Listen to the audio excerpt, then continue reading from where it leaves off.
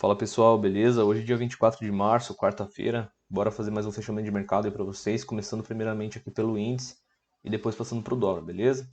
Bom, pessoal, o índice abriu hoje aqui numa região de troca de polaridade do dia de ontem, né? A gente percebe que no dia de ontem o mercado acabou fazendo esse pivô aqui no final da tarde, né? Deixou essa região de fundo, depois que esse fundo foi rompido, o mercado acabou sentindo aqui essa região e finalizou nesse formato. Então, o antigo suporte virou resistência. E hoje, né, a gente percebe que essa mesma região de troca de polaridade serviu aqui como trava no índice, né? Então, o que aconteceu? Essa região intermediária foi a região de troca de polaridade. O antigo suporte virou resistência, depois que a resistência foi rompida com o gap do dia de hoje, acabou virando suporte novamente, tá? Então essa aqui é uma região bem importante e dado, né, olhando o cenário um pouquinho mais macro, que o índice já estava trabalhando nesse canal aqui de baixa, que eu venho comentando com vocês desde a semana passada, a gente percebe que ele está trabalhando aqui nas extremidades, né? Olha lá, tá? Hoje pegou aqui, ontem aqui no final da tarde. Então, como o índice, no final do dia de ontem, o que ele tinha feito? Ele tinha vindo de um movimento descendente, travou aqui e finalizou aqui. Hoje, como o mercado abriu em cima dessa região, o que o mercado fez? Testou uma, testou duas e deu ignição, buscando novamente essa linha de retorno, tá? Então, quem estava com essa visão um pouco mais macro aqui, já desenhada, conseguiu identificar um pouco melhor aí essa movimentação. Qual que foi o problema? O problema no começo do dia foi esse movimento do índice, né? Esse movimento aqui lateral, tá? Isso daqui provavelmente quebrou muita gente, porque é aquilo que eu falo para vocês, não adianta. Enquanto o mercado tiver lateral e as médias estiverem flat, não tem o que vocês ficarem operando, galera. Tem que ter paciência, porque depois que o mercado dá a boa oportunidade, vocês já vão estar tudo quebrado, né? O mercado no começo do dia ficou lateral, vocês ficam esperando uma boa movimentação, ficam tentando antecipar a oportunidade e se ferram, né? E aquilo lá que eu já falei para vocês, 80% dos rompimentos são falsos quando o mercado está lateral, né? Então, como que a gente consegue identificar o mercado lateral? Porra, olha o posicionamento das médias móveis, né? Opa, aqui, ó, olha o posicionamento das médias móveis. As médias móveis estão extremamente laterais, né? Não tem direcionamento, não tem alinhamento, tá tudo errático, né? Muita sombra para cima, muita sombra para baixo, sem falar aqui, ó, nesses detalhes, né, que eu venho comentando com vocês, ó.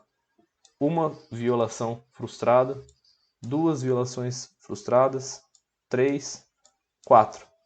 Então a pessoa que ficou tentando operar rompimento aqui se ferrou. Por quê? Porque o mercado tá de lado, tá? Não tem o que fazer. E quando o mercado andou, a pessoa provavelmente já estava estopada, já tinha atingido o limite de loss. Então, assim, paciência é uma virtude, tá, galera? Então, quem olhou por esse cenário e pegou o último fundo como referência, por que o último fundo? Porque a gente tinha esse último fundo aqui do dia de ontem e esse último fundo como referência, né? Aí o mercado abriu aqui hoje. Então, quem pegou esse último fundo como referência, que eu gosto de trabalhar sempre com o último fundo relevante, pegou o primeiro topo do dia. Depois dessa retração, depois desse rompimento, a pessoa poderia projetar esse alvo. E também quem trabalhou aqui com o cenário, né, olhando aqui o espelhamento, né, do movimento em V, também poderia trabalhar aqui com o espelhamento projetado para cima. A partir do que? A partir desse rompimento. Por que a partir desse rompimento? Porque o mercado tinha sinalizado uma inversão. Olha o tamanho do fluxo que entrou em cima da região de pressão. Tá? Aqui, inclusive, as médias móveis começaram a se alinhar, entrou o fluxo comprador, rompeu e aí o mercado resolveu andar. Então, quem pegou essa retração aqui, ó, pode observar que o mercado subiu, né, com o gap, caiu, travou na região de 61,8 e depois acionou a continuidade do movimento. Então, quem pegou essa visão poderia ter pego esse nível de FIBO aqui e simplesmente projetado aqui para cima, tá? Opa, olha onde que o mercado foi. O mercado veio aqui cravar, né, o alvo a partir daqui, ele chegou a andar aí aproximadamente 650 pontos. Já quem trabalhou aí com o espelhamento, poderia ter pego esse fundo com essa cabeça aqui do pivô e projetado também, né? Ficaria um alvo um pouquinho mais conservador, mas também estaria ali bem próximo da extremidade. E é interessante a gente observar que essa projeção desse pivô aqui deu exatamente junto, tá? Com a linha de extensão aqui do canal, né? Do canal de baixa, desse canal macro. Então, aqui a gente tinha o fator confluente da projeção do dia, a projeção de alta, né?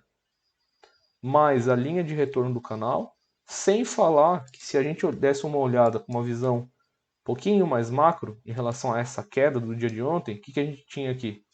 A gente tinha uma retração no nível de 61,8, tá? Então, vamos pegar aqui, ó. Eu tinha esse contexto de retração no 61. Eu tinha o contexto da linha de tendência, tá? Do canal de baixa aqui. E eu tinha esse contexto do intraday projetado mais ou menos aqui na mesma região, tá? Então eu tinha 3 fatores confluentes, pessoal. Tá? E esse fator aqui, para mim, é um dos fatores mais importantes, tá? Dessa retração aqui do 61,8, que é aquilo lá que eu sempre falo para vocês, tá? Então 61,8 mais o primeiro alvo do FIBO aqui, mais a linha de retorno do canal, isso gera pressão o quê? Vendedora, dado que o mercado está subindo e está no topo de um canal. E depois que o mercado pegou ali, galera, a gente começa a perceber um enfraquecimento do movimento de alta. Por quê? Porque o mercado acabou formando uma figura gráfica, né? Ombro, cabeça, ombro, que é uma figura de reversão aí bem forte, né? Via price action. Tirando os indicadores aqui dá para ver melhor, tá? Vou colocar aqui no gráfico cru, tá? Então o que é o ombro, cabeça, ombro? Numa região de topo, né? O mercado ele está subindo, ó, ele faz um ombro, a cabeça tem que ser maior que o ombro e depois o ombro menor, tá? Aqui a gente percebe que o mercado rompeu, né, a neckline basicamente é a linha de pescoço. Então aqui a gente tem um ombro, a gente tem a cabeça, a gente tem um ombro. Dado o contexto que o mercado teve 3 fatores de confluência, mais essa figura de reversão, não tem o que pensar, é queda. Né? Se a gente olhar isso ainda com uma visão um pouquinho melhor, né, via price action, o que a gente tem aqui? A gente tem 2 fundos, certo? Se a gente pegar esses 2 fundos e simplesmente esticar para cima, olha lá onde que o mercado bateu, tá? Então, na verdade, já são 5 fatores de confluência, beleza? São 5 fatores de confluência para a gente poder analisar.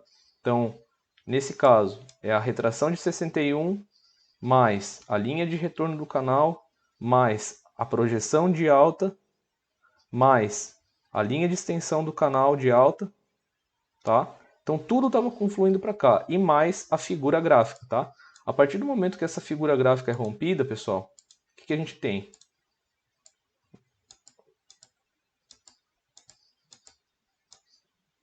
A gente consegue identificar aqui uma região de troca de polaridade, onde o mercado voltou e depois rompeu. Nesse rompimento, era o melhor momento de poder entrar para buscar aonde? Pelo menos o fundo do canal de novo, tá? E foi exatamente o que o mercado fez. Eu e os alunos lá da sala ao vivo, a gente pegou essa venda, né? A gente pegou aqui mais de 1.300 pontos nessa venda. Foi uma venda excelente, né? Então, voltando aqui para as médias móveis, a gente consegue perceber que houve inversão das médias, né? O mercado rompeu a linha de extensão de alta e aí ele começou a trabalhar num forte movimento de queda, certo? Esse movimento de queda, a partir do momento que ele rompeu esse fundo aqui, galera, o que ele ativou? Ele ativou um movimento em A, né? Ou seja, um espelhamento. Por quê? Porque seria esse movimento aqui, replicado para baixo a partir do momento que rompeu esse fundo, certo? Então, quem trabalhou nesse cenário aqui, poderia ter feito isso daqui, ó. Pegou esse topo, pegou esse fundo, olha lá, ó. Candle furou esse fundo, furou a região de troca de polaridade, você pega aqui e começa a fazer a extensão de Fibo. Então, projetando uma vez daria alvo aqui, 2 vezes daria alvo aqui, tá? Mais ou menos na mesma linha de retorno. Só que aqui é a grande sacada, tá? Porque se o mercado, deixa eu puxar aqui, ó, se o mercado logo no primeiro alvo, tá? Ele já passou o último fundo relevante, galera. O último fundo relevante do dia de ontem era aqui. Vocês não concordam que ele também ativou um pivô, na verdade um espelhamento mais macro ainda do que simplesmente esse daqui, ó? Porque se ele já passou para cá, ele perdeu esse fundo. Se ele teve fechamento de preço para baixo desse fundo, ele ativou o quê? Ele ativou esse outro espelhamento maior aqui, ó. Então, quem trabalhou com essa visão, daria para parar de projetar através daqui e simplesmente pegar através desse fundo aqui. Então, você espelharia todo esse movimento para baixo. E olha lá, se você espelhasse esse movimento para baixo, o primeiro alvo seria aqui, ó. E olha lá onde que o mercado foi, tá? O mercado simplesmente aí veio cravar o alvo. Ele até chegou a furar essa linha de extensão do canal, né, de baixo. Olha lá, ele furou bem, passou. A gente até percebe aqui um leve enrosco nessa região, mas veio fechar aqui embaixo, tá? Outra visão aí bem interessante para poder trabalhar com essas extensões de canais, né? Eu gosto de trabalhar aí com as caixinhas projetadas, mas nesse caso, como a gente tinha basicamente uma bandeira, né? O mercado caiu, fez a estrutura de bandeira e rompeu. Quando você tem essa estrutura lateral, você também consegue pegar essa estrutura e simplesmente vir projetando. Olha lá. Projeta uma vez. Olha lá, projetou duas vezes. Tá? E essa projeção, a gente percebe que a primeira projeção já gerou uma região de trava aqui, ó. Olha lá. A segunda projeção gerou exatamente uma região de confluência exatamente em cima da linha de retorno do canal. E a terceira projeção, olha lá onde que o mercado veio. O mercado simplesmente, galera, cravou aqui 300% dessa extensão do canal, tá? Então essa extensão aqui, ó, esse espaço, né? Aqui, ó. Aqui foi replicado uma, duas, três vezes, exatamente, tá? A gente consegue perceber aqui que o mercado simplesmente cravou aqui, ó, encostou e finalizou o dia aqui, beleza? Então essa é a visão aí que eu tive em relação ao dia de hoje no índice futuro. Falando do dólar, né? O dólar pegou um lindo movimento direcional no dia de hoje. Em relação aos dias anteriores, a gente percebe que o dólar estava numa região de trava superior e inferior aqui também. E hoje o dólar já abriu nessa região, né? Rejeitando, né? Impulsionando para cima. Se a gente pega esse topo de ontem com esse fundo de ontem, a gente percebe que o dólar simplesmente, tá? Logo no segundo candle do dia, ele encostou no 61,8, ou seja, ele fez exatamente isso daqui, ó. Né? Ele encostou no 61 e já impulsionou para cima. A partir do momento que o dólar rompeu esse topo aqui, né, que aqui ele chegou, violou, voltou e aqui rompeu, ele acionou o que? Ele acionou esse pivô maior. Né? Então daria para pegar essa projeção aqui e simplesmente começar a trabalhar com alvos superiores. Qual que foi o problema disso? O problema disso foi essa região superior aqui do dólar no dia de ontem, né? Não somente no dia de ontem, mas anteontem, né? Desde da semana passada, na verdade, o dólar estava travado nessa região, então a gente percebe que é dia 19, dia 22, né, ontem, e hoje tá, não foi diferente. Essa mesma região estendida gerou pressão no primeiro momento aqui no dólar, né? A gente percebe que o dólar fez um topo duplo, fez uma correção. Essa correção não foi uma correção acentuada, porque aqui o dólar já estava trabalhando nesse cenário. Ó. Ele fez esse movimento, deixou esse fundo, fez esse movimento, corrigiu. Né? Aqui tinha a região da média móvel de 50, mais VWAP, e aí o dólar fez isso. Então, se a gente pega esse fundo como referência e esse topo como referência, vamos ver aqui onde que o dólar travou. Ó, esse topo com esse fundo. O dólar travou aqui na região de 50%, tá, pessoal? Então o dólar subiu, retraiu no 50%. Aqui seria a perna 1, perna 2, perna 3, perna 4. E aqui a perna de continuidade do movimento, certo? Então, nesse caso, a partir do momento que o dólar rompeu essa região, ele simplesmente o que ele fez? Ele trocou polaridade, né?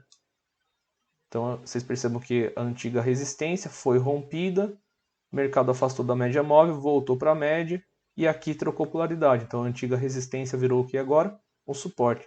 O mercado saiu fora das médias e gerou oportunidade de compra. Então quem trabalhou com esse cenário, né, essa visão, o que poderia ter feito? Pego esse fundo, pego esse topo e simplesmente ir projetando. Primeira projeção do dólar, nesse caso, você poderia fazer isso daqui, ó. Tá? Puxando aqui através da cabeça do pivô. Então o primeiro alvo estaria aqui no 5.575. Passou dali, né, as médias estão ascendentes, estão separadas, estão fortes para cima, estão 100% alinhadas com a VWAP. Passou daqui com força, projeta um segundo alvo, a partir da cabeça do pivô. Então pega esse nível aqui e puxa na cabeça do pivô, olha lá.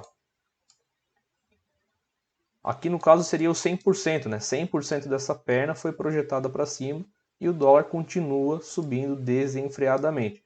Passou daqui, você poderia pegar esse terceiro nível e puxar na cabeça do pivô, que basicamente foi esse movimento aqui, ó. Vamos pegar lá. Olha lá. O dólar simplesmente cravou, tá, o terceiro alvo da projeção de FIBO no dia de hoje. Tá? Simplesmente foi sensacional esse movimento. Quantos pontos ele chegou a andar? Ó, 176 pontos. Nem mais nem menos. Ele simplesmente cravou. Ó, se a gente pegando a mínima aqui de ontem, com esse topo como referência. Aqui foi a retração de 61 no dia de hoje. A partir do momento que rompeu esse topo aqui, ele acionou a continuidade do movimento. Então quem opera aí utilizando as médias móveis como gatilhos de entrada, né? E principalmente utilizando os candles de ignição, o mercado simplesmente gerou excelentes oportunidades de entrada. Olha lá, esse gatilho, essa barra ignorada, ó, olha lá, outra barra ignorada, ó, outra ancoragem, outro rompimento. Então, quem operou aí a favor da tendência, com certeza conseguiu ganhar uma boa grana no dia de hoje, tá? Então essa foi minha visão aí em relação ao dólar no dia de hoje. Espero que vocês tenham gostado. Vamos para cima e a game porra.